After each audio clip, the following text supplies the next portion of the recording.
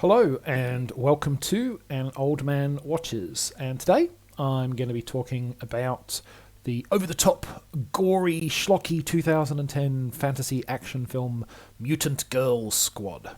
The main character of this film is Rin, a social outcast at her school, and on Rin's 16th birthday, her castmates take the opportunity to be especially cruel and violent to her. She ends up having to visit the school nurse, who identifies Rin as a Haruku, or a mutant. Japanese law, according to the movie, considers mutants dangerous monsters who must be imprisoned, and the nurse attempts to restrain Rin until the authorities arrive. However, the young woman's hand transforms into a claw, and she fights her way free. That's obviously Rin in the middle of the image on your screen. Circumstances then conspire to force Rin into a bloody running battle through the streets as she tries to escape the forces that would imprison her for safety reasons. And just when it seems like she's finally been brought to bay by her pursuers, Rin is rescued by two more Hiruko, who induct her into their secret army to fight the oppression of the humans. Now, of course, things are not quite as black and white as they might appear, and Rin's basically gentle nature doesn't make her an especially enthusiastic warrior in their battle. But the question is, who can she trust in this strange and mixed-up world? So Mutant Girl Squad is very much a film in the Tokyo Shock style of gory gonzo action hijinks. It delivers wild, over-the-top scenarios, histrionic plot lines, fountains of fake blood, and goofy, somewhat juvenile comedy. If you're not familiar with these kinds of films, this movie may be nothing like you've ever seen before. If you are familiar with them, well, we'll get to that. First, let's talk about the fact that this film has three different directors. Each of the trio handled a separate act of the film. Tak Sakaguchi, who's better known as an actor rather than a director. His most famous movie might be Versus from 2000. At least in the West. In Japan it's probably different, but in the West, Versus. He handled the first section of the film with Rin's discovery as a mutant and her subsequent battle to escape. Sakaguchi also has an on-screen role in the latter two parts of the film. He sort of comes into the movie at the end of his section. The middle act is then handled by former adult video director and renowned goremeister Noboru Iguchi, where Rin works with her fellow mutants to oppose human oppression. And then finally, Yoshihiro Nishimura, a renowned special effects and makeup artist who did the special effects and makeup for this film, as well as a director, took over the reins for the climactic showdown sequence and finale of the film. Now, I think I'm not aware of many films that have a single through-line narrative that break up a movie like this and have multiple directors, each sort of taking like half an hour of the movie. More commonly, you'll see this kind of multiple director structure in an anthology-type film like 1995's Four Rooms, where there were four kind of separate tales wrapped in another tale, so each of the four individual stories had its own director. This, however, is one narrative through line all the way through, with different directors as it goes.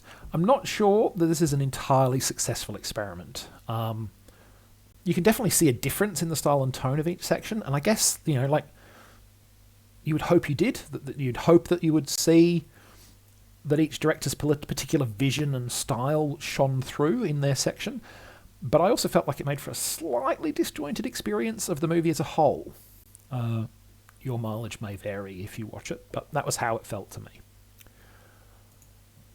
Next, something that I've already alluded to already, but which really does bear repeating.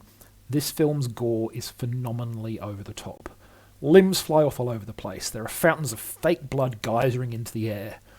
Nobody in this film just gets stabbed when they could get extravagantly dismembered, and buckets of the red stuff are hurled around. It is deliberately, provocatively over the top, and it may well be too much for some people. It didn't have that effect for me personally. I find the gore in this too stylized and cartoonish to be genuinely disturbing. I didn't feel like there's a real attempt to make the gore realistic. All the focus is on just having more of it. Effectively, people in the world of Mutant Girl Squad are basically just walking balloons of blood, merely waiting for the slightest pinprick, at which point they spray red goop all over the place. Now, it should also be noted that pretty much everything else about the movie is just as over the top as the gore.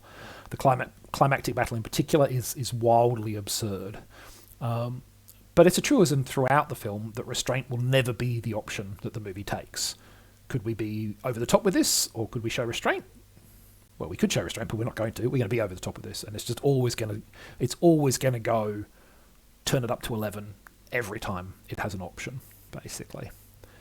Now, you'll probably already know whether that sounds like just an awful experience or something intriguingly Baroque and gonzo to you.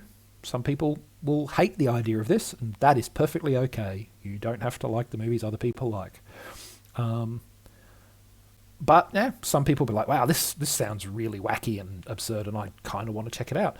Now, if you are in that latter category, I do have one last thing that I want to go back to, which is that if you've seen other movies of this ilk, such as The Machine Girl or Robo Geisha, which are the two movies that Noboru Iguchi made immediately prior to this one, then Mutant Girl Squad may well end up feeling a little bit overly familiar, particularly, as you might expect, in Iguchi's own section of the film. All three of these movies feature attractive young women slaughtering hordes of enemies in fountains of blood. All three feature aggressively over-the-top gore. All three feature body parts that extrude or are replaced by weapons. In Robo Geisha, for instance, you've got the warrior women who have swords coming out from between their buttocks. In this movie, it's a chainsaw instead. It's the same idea.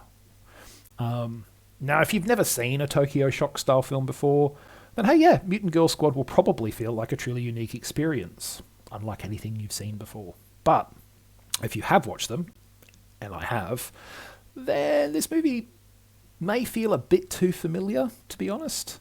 For me, personally, it was certainly just a bit too similar in premise and execution to the earlier films. I ended up feeling a little disappointed that it hadn't done more to establish its own identity. So that's Mutant Girl Squad, a film that's all about excess, but is ultimately undermined, in my opinion, by not finding new ways to be excessive. Next time, gonzo 60s science fiction adventure Fantastic Voyage. But that is next time. Until then, thanks for watching this video, and I hope you enjoyed it.